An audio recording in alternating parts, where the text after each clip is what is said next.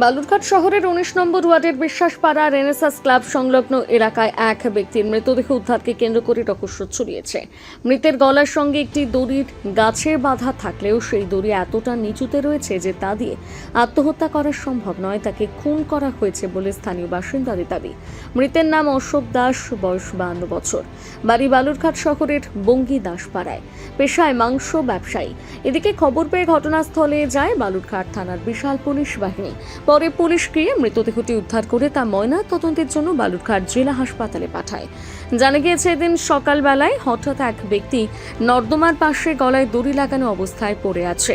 মৃতের গলায় দড়ি পাশের একটা গাছের সঙ্গে বাঁধা ছিল, কিন্তু দড়িটি একদম নিচে বাঁধা ছিল। যেভাবে দড়িটি গাছ ও মৃতের গলায় ছিল, সেই জায়গা থেকে স্থানীয়দের প্রাথমিক অনুমান এই মৃত্যু স্বাভাবিক নয়, তাকে খুন করে ওখানে ফেলে দেওয়া হয়েছে। এই প্রসঙ্গে স্থানীয় বাসিন্দারা জানান, এখানে এসে দেখলাম গলায় একটা দড়ি লাগানো আছে, হাঁস টাস কিছু নেই, গাছের সঙ্গে লাগানো, গলার সঙ্গে লাগানো, নিয়ে নিচে পড়ে উল্টে পড়ে আছে, মুখটা কিছু দেখা যাচ্ছে। কখন দেখলেন এই ঘটনা? এটা আমরা সকালে দেখেছি সবাই।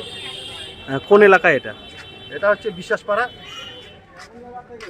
এটা হচ্ছে 19 নম্বর ওয়ার্ড পড়বে। কি মনে করছেন যে এটা কি ফাঁসি না অন্য কিছু? কোথা থেকে মেয়েদের ফেলে দিয়েছে মনে হচ্ছে। এটা এখানে এসে দেখলাম যে দড়ি সহ গলায় ফাঁস লাগায় পড়ে আছে। কোনো কি পরিচয় রয়েছে জানা গেছে? না, পরিচয় কোনো জানা যায় না।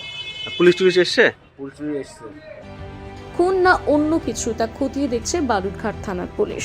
অন্যদিকে বালুরঘাট থানার তরফে জানানো হয়েছে, দেহটি ময়না তদন্তে পাঠানোর পাশাপাশি পুরো ঘটনা খতিয়ে দেখা হচ্ছে।